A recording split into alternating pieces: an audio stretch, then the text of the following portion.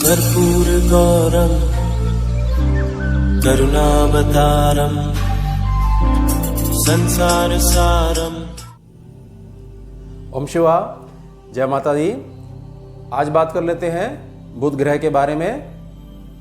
7 मुख्य पॉइंट्स या 7 ऐसी बातें जो जाने अनजाने में हमारे से अगर गलतियां हो जाती हैं तो जो हमारा जो बुध प्लैनेट है, मरकरी है, वो वीक होने लग जाता है। और अगर उस पर ध्यान ना दिया गया, उसकी रेमेडी नहीं करी गई, उपाय नहीं करे गए या नहीं समझा गया तो वो हमेशा के लिए खराब भी हो सकता है। तो 7 पॉइंट्स, कॉपी पेन लेके बैठ जाइए। मैं लिखवाता हूं आपको और हमेशा की तरह समझाता भी हूं।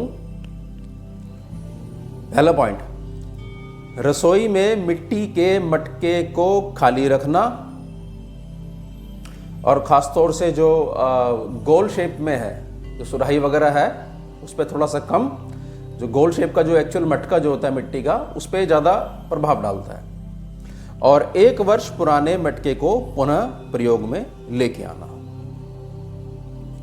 आप मटका लेके आए हो, उसको आपने खाली नहीं रखना है। किचन में खासकर पानी उसमें भरना ही भरना है। और उसके बाद 1 वर्ष पुराना मटका जो आप खाली रख देते हो सर्दियों में, उसको नहीं, उसको घर से बाहर कर दीजिए। और गर्मियों में जब मौसम होता है मटके का, तब आप मटका दोबारा खरीद कर लेकर आइए।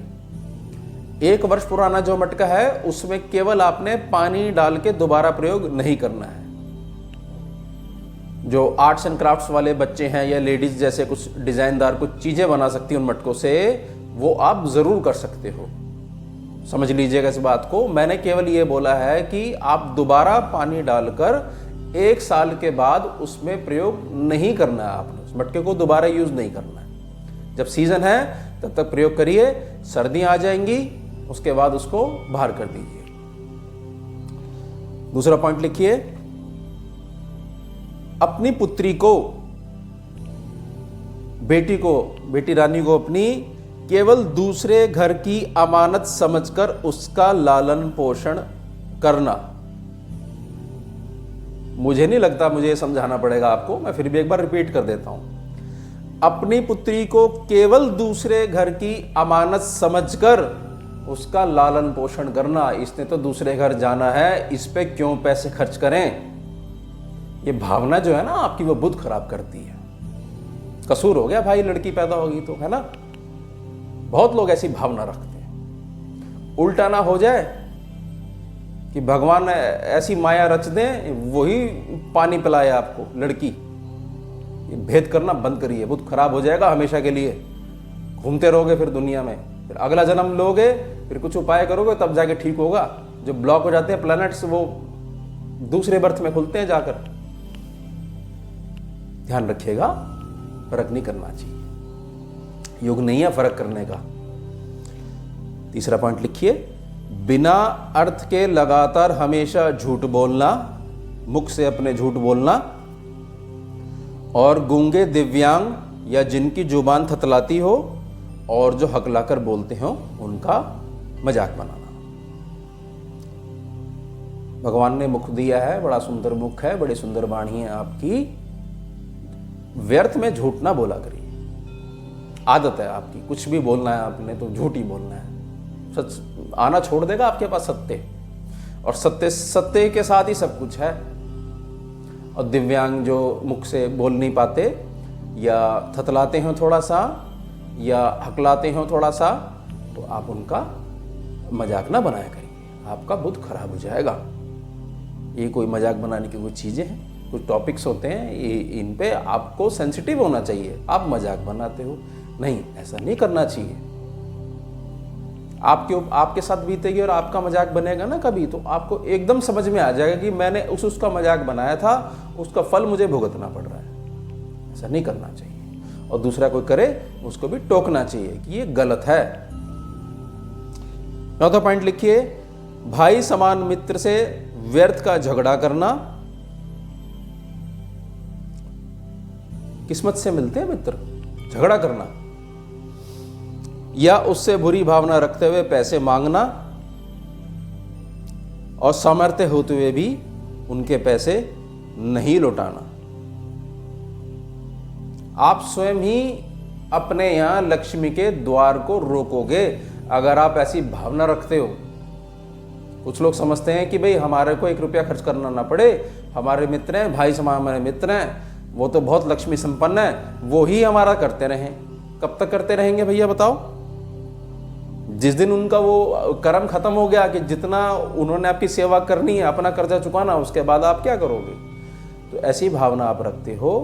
और ये जो लेन देन जो पैसे का है, ये पैसा जो है ना जी, जब आप इसकी वैल्यू नहीं समझ पाते हो तो ये दिमाग पे बैठ जाता है, आपके सर पे बैठ जाता है और सब कुछ बिगड़वा देता है आपका। समझिए, ये यहीं रह जाएंगे चीजें। साथ में तो कर्म लेके जाओगे आप, तो कर्म तो अच्छे बनाइए, फिर उसी का भोगोगे फिर आप।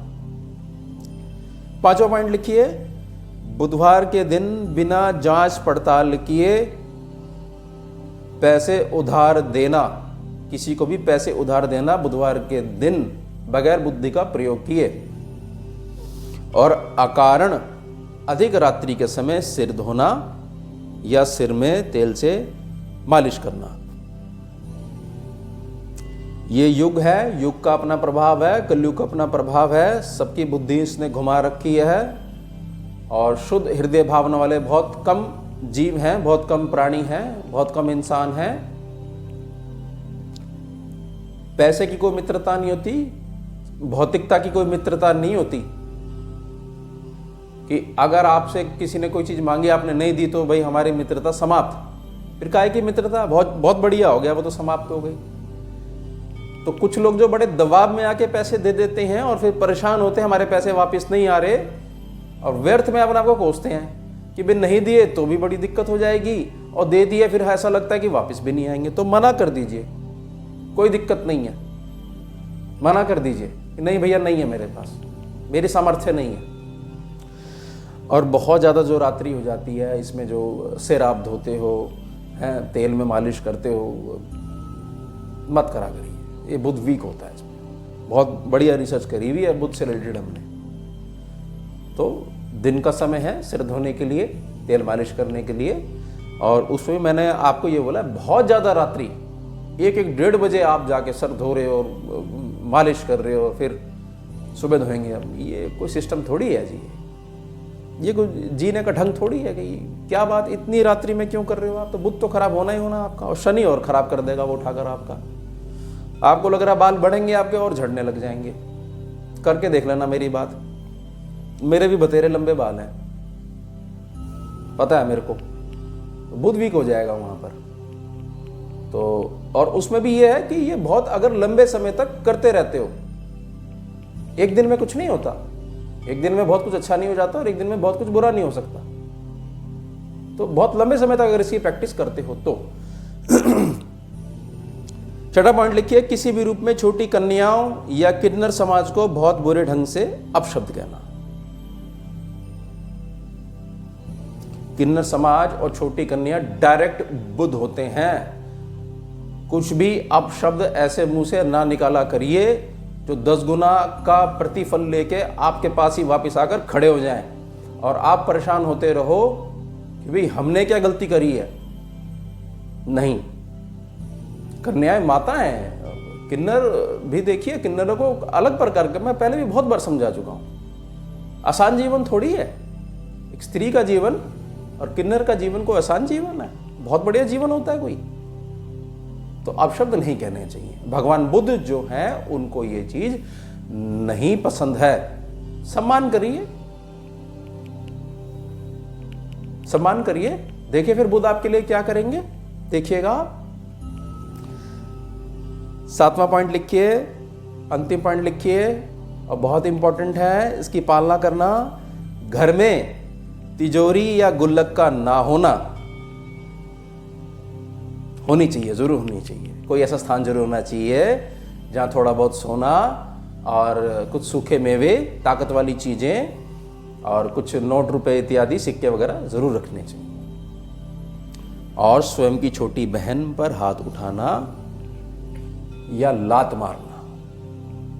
तिजोरी होनी चाहिए आपके पास, धन स्थान होना चाहिए, समझ में आ गई। छोटी बहन यानी भाई,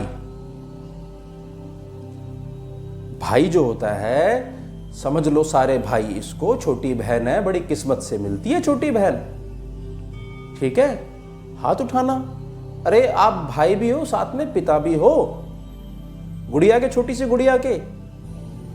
तो बच्चे घर में जो ऐसी हरकतें, लड़ाई हो जाती है, भाई बहन है, हो जाती है प्रेम में लड़ाई, तो लड़के जो, भाई जो जैसे हाथ उठा देते हैं, पिटाई कर देते हैं, हो जाती है, तो माँ बाप का कर्तव्य बनता है उसी समय डांट लगाइए और समझाइए। बहन होती है, माता होती है, कन्या है, ऐसे नहीं करते कन्या के साथ। तो बच्चे को डांट पड़ेगी तो अगली बार से बच्चा डरेगा कि मुझे इस बात के लिए डांटा गया, और वैल्यू समझेगा, आगे उसी का कल्याण है। स्त्री की वैल्यू नहीं करेगा तो कहाँ से संबंधता हासिल करेगा? वही व्यवहार अपनी बहन के साथ करेगा, कल को विवाह हो जाएगा, वही व्यवहार अपनी स्त्री के साथ करेगा, और वही पुत्री हो जाएगी, वही व्यवहार करेगा। क्यों? उसको सही टाइम पे तो टोका नहीं गया। कुछ जगह तो बड़ी ताली बजा बजा के एंजॉय करते हैं माँ बाप। बहुत दुखद चीज बता रहा हूं मैं आपको, तो नहीं करना चाहिए। देखिए, ध्यान रखिए, ये ग्रह जो हैं ये आपके आसपास ही हैं। आप सबको खुश रखिए, सबसे प्रेम से रहिए, आपका हमेशा कल्याण होगा ही होगा, और ये कल्याण पीढ़ी दर पीढ़ी चलता जाएगा। इतनी कमाई कर लोगे पुण्य की। तो ये 7 पॉइंट्स हैं, इनको बड़े ध्यान से समझिए, नोट करिए और जीवन में उतारिए। किसी प्रकार की कोई क्वेश्चन हो, कोई क्वेरी हो, तो कमेंट सेक्शन में आप कमेंट कर दीजिएगा, मैं ज़रूर आपकी कमेंट्स का आंसर दूंगा। ओम शिवा, जय माता दी। सारम भुजगेन्द्रहारम कर्पूर गौरम करुणावतारम